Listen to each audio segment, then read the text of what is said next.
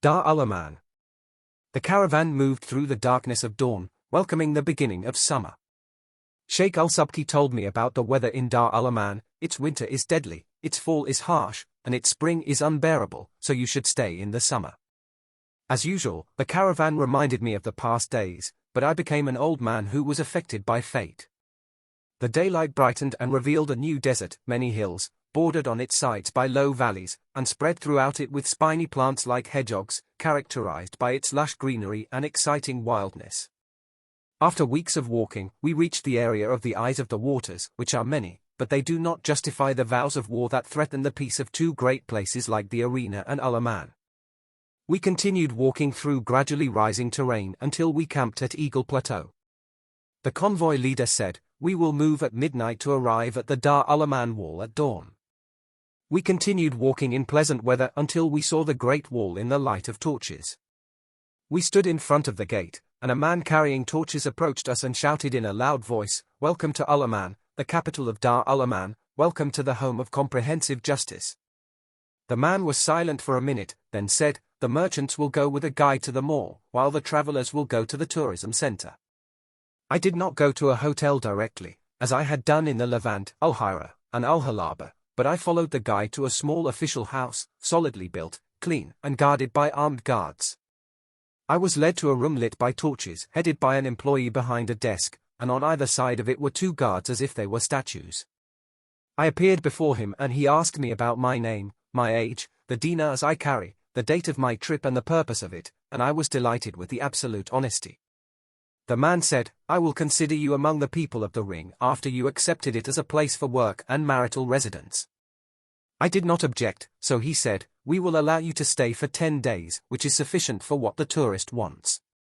So I asked, if I wish to stay and wish to extend it? "In that case, you submit your request so that we can consider it, and we decide to accept or reject it." I bowed my head in satisfaction, while at the same time hiding my astonishment. He came back and said, "We will appoint a companion for you." So I asked him, "Will it be offered to me so I can accept it or reject it?" "Rather, it is an inevitable system followed for the good of strangers." He clapped his hands and a short man in his 60s entered the room, wearing the same clothes, consisting of a jacket as if it were a short robe, and overalls that reached to the knees, sandals, and a cap as if it were a helmet made of cotton or linen. The employee said while shaking his head between us, "Kandil Muhammad Al-Anabai is a tourist. Feluka is your guide and representative of the tourism center." We left the center and Feluka followed me silently as if he were my shadow, robbing me of my spirit of adventure and freedom. He took a wide step and was next to me, and we walked through the darkness together, enjoying the starlights and the security guards' torches. He said briefly, "We are on the way to the hotel." Through a square, we approached the hotel, which appeared in the torchlight as a great luxury, no less magnificent than the Ring Hotel. As for the room, it was smaller in size and simpler, but it did not lack any comfort, and it was very clean. I noticed that there were 2 beds in it side by side, so I asked with concern, "What is the meaning of the presence of the other bed?" Feluka replied calmly, "It is mine." So I asked him with a protest that I did not care to hide, "Will you sleep in the same room with me?" "Of course, what does it mean to occupy 2 rooms if it is enough to occupy 1 room?" I said with dissatisfaction, "I might like to be alone in a room." He said without losing his calm, "But this is the system followed in our home." So I complained, "Then I will only have freedom here in the bathroom." He said coldly, "Nor this one either." "Do you really mean what you're saying? We don't have time to talk." So I picked up the phone, "I'd better cancel the trip. You will not find a convoy before 10 days have passed." He began to change his clothes and put on his nightgown, and went towards his bed, saying, "Everything here is new, it is unfamiliar," so he was freed from the captivity of bad habits. I was defeated by reality, so I changed my clothes and went to bed. Sleep eluded me for a long time due to the intensity of the excitement until I was overcome by fatigue. In the morning, the embarrassment began, but I went through the things unnoticed. Then Feluka led me to the dining hall, and we sat at a small table and ate a breakfast of yogurt, pancakes, eggs, and candied fruit, which was of good quality and sufficient, so I ate it, leaving a cup of wine untouched. Felaka told me, wine will be served with every meal and it is necessary. I said with determination, I don't need it. He said with his inherent calm, I have known many Muslims who are addicted to it. I smiled and did not comment, so he asked, do you really believe that your God cares whether you drink wine or not? When he saw my face change, he said gently, excuse me. We left the hotel together to take our first sightseeing tour.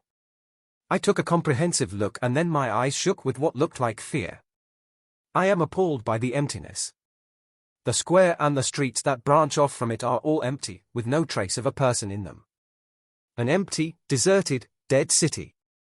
It is extremely clean, elegant, and well-groomed, with its huge buildings and towering trees, but there is no sign of life in it. I looked at him annoyed and asked him, where are the people? He answered with his impressive calm, they are at work, women and men. I asked him in astonishment, isn't there a non-working woman? Are there no unemployed people? Everyone is working, there is no unemployed person, there is no unemployed woman, and as for old women and children, you will see them in their gardens. I said in disbelief, the circuit is bustling with activity, but its streets are always crowded with people. He thought carefully and said, our system is unlike any other system. Every individual prepares for a job and then works, and each individual receives his appropriate wage. It is the only home that does not know the rich and the poor. Here is justice that no other house has been able to achieve a part of. He pointed to the buildings as we moved from one empty street to another, look, they are all great, similar buildings. There are no separate rooms or houses, nor large and medium buildings. The differences in wages are small. Everyone is equal except for those whose work distinguishes them, and the lowest wage is enough to satisfy what a person needs. Respected include shelter, food, clothing, education, culture, and entertainment as well. It was hard for me to believe it, and I said it was nothing but words I knew by heart, but the sight of the streets and buildings terrified me. It is no less engineered than the ring itself.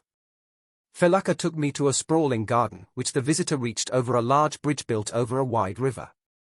I have never seen a garden as vast and diverse as its trees and flowers. Felaka said, it is the garden of those whose age has reached beyond the stage of activity and work. I saw elderly people of both sexes finding in the park a place for picnicking, light sports fields, and places to chat and sing. Every city has a similar park. He said this with satisfaction and boasting, so I said, it is a good system and human care that I have not found in previous years. My attention was caught by the large number of centenarians who were over 80 at the very least. I did not hide this observation from Felaka and he immediately said, our food is distinguished by the abundance of its original nutritional elements. Avoid luxury, and practice sports at certain times during working hours. One of the funny things I saw in the garden was two newlyweds spending their honeymoon, a widower and a widow in the 8th episode, and they were sitting on the shore of an artificial lake, dangling their legs in its water which was colored green with what was reflected on its surface from the tree leaves that leaned over it. I felt comfortable with people and stayed in the garden for a long time. Until Felaka said to me, it's time for us to visit the children's garden. There was a wide square separating them from the old people's garden, enough for a small city to be established in it, and the voices of children came to us as we approached it. It was sprawling, as if it were an independent house, crowded with its residents between childhood and youth, and it had countless playgrounds, corners for study and education, and educators and nannies. So I asked my friend, is it for fun or for education? He replied, for both of them together, and here we discover different talents, and each one directs according to his readiness and as drawn for him, and the educators and nannies act on behalf of the fathers and mothers who are busy in their work. I said innocently, but nothing can compensate for the affection of parents.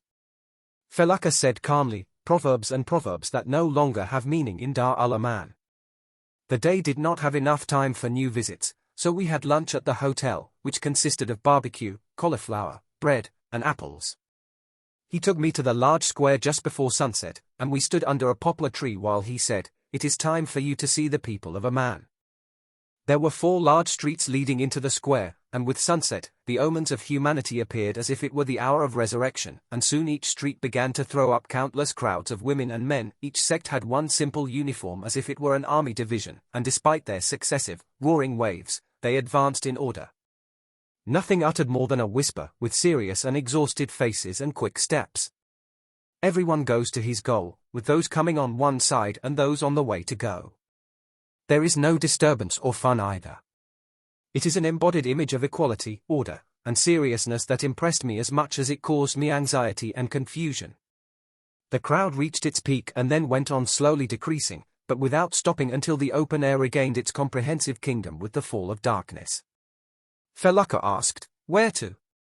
"Residences." "Then they come back another time to stay up late?"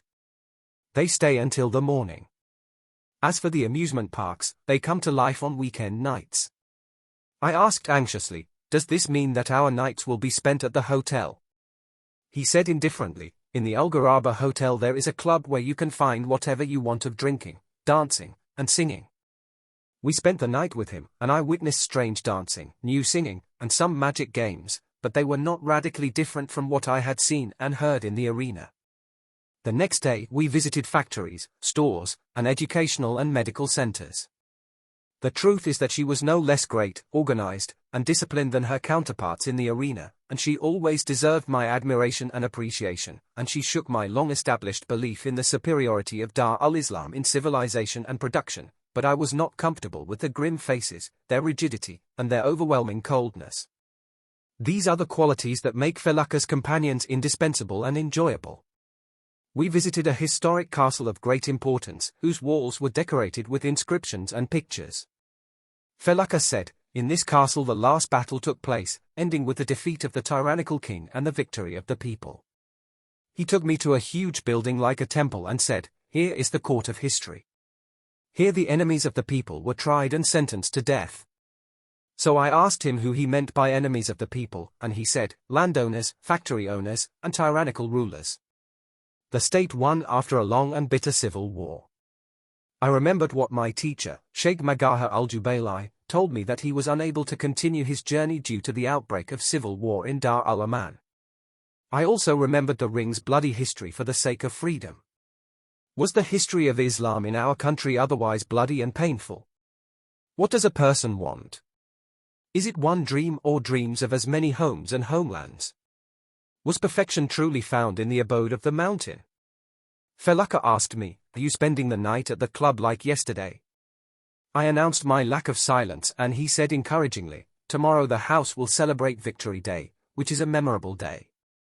I had dinner, and then we sat in the entrance hall of the hotel, enjoying the gentle summer breeze. I said to Felucca, "I am a traveler, as you can see. It is the custom in my country for travelers to record news of their journey, and therefore I need a lot of information that is not enough for the viewer to know." He listened to me quietly without saying a word, and I said, "I am interested in meeting a wise man from your home. Can you fulfill my desire for me?" He replied, "The wise men of Dar al-Aman are busy with their duties, but I can provide you with whatever information you desire." I quickly digested my disappointment and was determined to try it out. I said, "I want to know your political system. How do you govern?" He answered without hesitation, "We have an elected president, elected by the elite that carried out the revolution, and they represent the elite of all countries, including scholars, wise men, and men of industry, agriculture, war, and security. He then holds his position for life, but they remove him if he deviates." This reminded me of the caliphate system in the House of Islam, but it also reminded me of the tragedies of our bloody history, so I asked him, "What are his powers?" "He is the one who dominates the army, security, agriculture, industry, science, and art, since the state in our country is the owner of everything, and the subjects are employees, each one working in his field. There is no difference in that between a sweeper and a president. Doesn't anyone help him? His advisors and the elite that elected him, but he has the final opinion, and therefore we are safe from chaos and hesitation." I hesitated a little, then said, "But he is too strong to be held accountable if he deviates." He came out of his coldness for the first time and said sharply, "The law here is sacred." Then I continue, "Before I speak, look at nature, its foundation is law and order, not freedom. But man, not all creatures, always aspires to freedom. It is the voice of lust and illusion, and we have found that a person's heart is not at peace except with justice. So we made justice the basis of the system, and we put freedom under supervision. Is this what your religion commands? We worship the earth as the creator of man and the provider of his needs. The earth? She did not do anything for us, but she created for us the mind, which is indispensable to anything else. Then he continued with pride, our house is the only house where you will not encounter illusions or superstitions. I asked God for forgiveness in my secret for a long time. A person may find an excuse for the paganism of Dar al-Mashriq and likewise Dar al-Hira, but Dar al-Aman, with its dazzling civilization, how do you worship the earth, and how can a man from her be placed on her throne and give him the status of a god-king? It is a strange house, which impressed me to the utmost, and disgusted me to the utmost. But I am most displeased with what has become of the state of Islam in my country. The Caliph is no less tyrannical than the ruler of security, and he practices his deviations openly. The religion itself has been riddled with superstitions and falsehoods, while the nation has been preyed upon by ignorance, poverty, and disease. Glory be to him who is not to be praised for anything bad except him. I slept exhausted that night and had disturbing dreams, and the day of Eid dawned. Since it was a public holiday, the capital seemed lively and warm all day. Felucca led me to Palace Square. I saw the palace as a magnificent fortress, an unparalleled architectural masterpiece, in front of which extends a huge square that can accommodate thousands of people. We took a central position and the people began to come in and stand in orderly rows, along the circumference of the circle. I looked at the faces with intense curiosity. What repeated images they have in clothing, color, and weight. Skin untouched by the scorching sun, strong yet slender figures, and faces that shone with smiles in greeting of Eid, despite their permanent grimaces on other days. The beauty of the faces in the ring is undoubtedly superior, but the equality here is astonishing, and therefore the eyes read a firm reassurance and something mysterious that warns of lethargy. A trumpet was blown to signal the beginning of the celebration. From the farthest point of the circle facing the palace, a procession of rose-bearers, made up of girls radiant with youth, advanced. They walked in 4 rows towards the palace, then they stood in 2 lines facing each other in front of its grand entrance, and the crowds rushed out, chanting one hymn, with impressive power and beauty as well. The sound rose in unison, bringing the crowd together in one emotional moment inspired by shared intimate memories. It ended with a loud applause that lasted 2 minutes. Felucca touched me with his elbow and whispered in my ear, "The president is coming." I looked towards the palace and saw a group advancing from the depths of its courtyard, and as it advanced, its features became clearer. The president advances, followed by a group of the ruling elite. He started walking around the circle in shoes, to exchange greetings with the crowd closely. When he passed in front of me, he was only a few meters away from my position. I saw that he was of average height, extremely obese, with thick, clear features, and his entourage was not inferior to him in obesity. This caught my attention greatly, and I was certain that the president and his men had a special diet that was different from what the masses of the people were subjected to, and I imagined what conversation might take place between me and Felucca about that. He will tell me that the security system is not devoid of privileges granted to individuals according to their superiority in education and work, and that it is natural that at the head of these are the elected president and his assistants. These privileges are granted within narrow limits that do not allow for class differences, and for reasonable reasons that have no connection to the privileges of families, tribes, and classes in other societies where injustice and corruption prevail. The truth is that I did not find anything in this that violated the just law prevailing in Dar al-Aman, nor did I find any similarity in it to what is happening in other homes, especially Dar al-Islam itself, regarding the obscene and unjust disparity in the treatment of people. It occurred to me that I saw things more clearly than before. Yes, the abode of the ring has a goal, and it has achieved it accurately, and the abode of safety also has a goal, and it has achieved it precisely. As for the abode of Islam, it announces one goal and achieves another recklessly, shamelessly, and without accountability. Is there truly perfection in the abode of the mountain? The president returned to a platform in front of the palace and climbed onto it.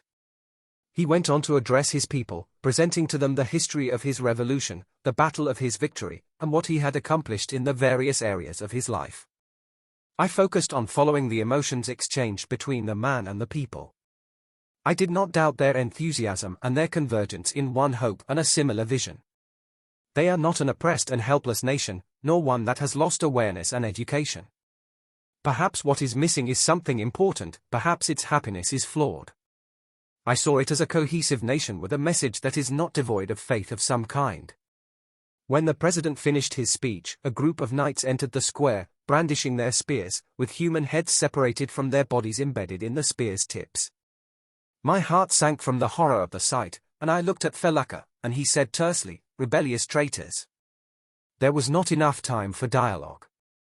The people chanted the anthem again, and the celebration ended with a general cheering. We returned to the hotel to have lunch, and during that time Felaka said, "Did the sight of severed heads bother you? It is an inevitable necessity. Our system demands that no one interfere in what does not concern him, and that each individual focus on his own affairs. An engineer is not permitted to gossip about medicine, a worker is not permitted to delve into the affairs of a farmer, and everyone has nothing to do with internal or external politics." He rebelled against that, and his reward is what I saw. I realized that individual freedom is punishable by death in this house, and I felt very depressed, and I was angry with Felaka for his fanatical belief in what he said. We stayed up at night in a large circus crowded with people, and we witnessed games, singing and dancing that entertained and pleased, and we had a dinner of barbecue and fruits. He drank a Felaka and invited me to drink. When I did not respond, he was forced to moderate his depression. We left the circus at midnight and walked slowly under the moonlight through streets full of staggering people. I enjoyed talking and said, "What a beautiful amusement you have." He said, smiling for the first time, either on the occasion of the holiday or the wine, "How beautiful is our grandfather." He saw me smiling but was not comfortable with my smile and said, "Do you think life in your first homeland or your second homeland is better than a life of safety?" I said bitterly, "Leave my first homeland, for its people have betrayed their religion." He said roughly, "If the system does not include a means to ensure its implementation, then it will not survive. We have not lost hope yet." Then why was the trip to Dar al-Jabal? I said half-heartedly, "Knowledge is light." He said sarcastically, "It is nothing but a journey to nothing." The days continued tediously, and the people in the hotel began talking about the relationship between the ring and security, in a tone of pity and pessimism. I asked Feluka what lay behind that, and he said, "In their war with Al-Hira, they pretended to recognize our right to the water springs, and when they were victorious, they withdrew their recognition in all meanness and baseness, and today it is said that they are recruiting an army from the two countries they took over, the Levant and Al-Hira, which means war." I was overcome with anxiety, so I asked him, "Will the war really take place?" He replied coldly, "We are fully prepared." My thoughts wandered towards Samia and the children, and I remembered the tragedy of a bride and her children.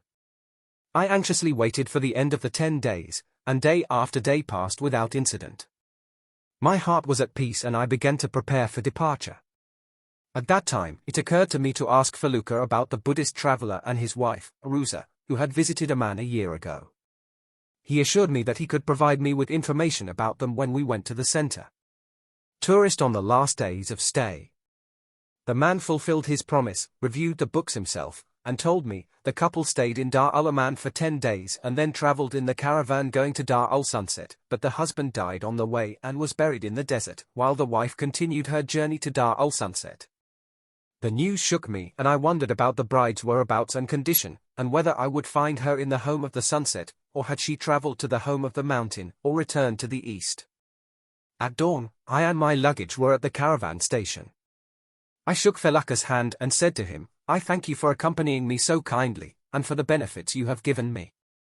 He held my hand silently, then whispered in my ear, "The war broke out between the arena and safety." I was so disturbed that I could not continue speaking. I did not even ask who started the war. Memories of Samia, children, and even the expected newborn dominated my mind.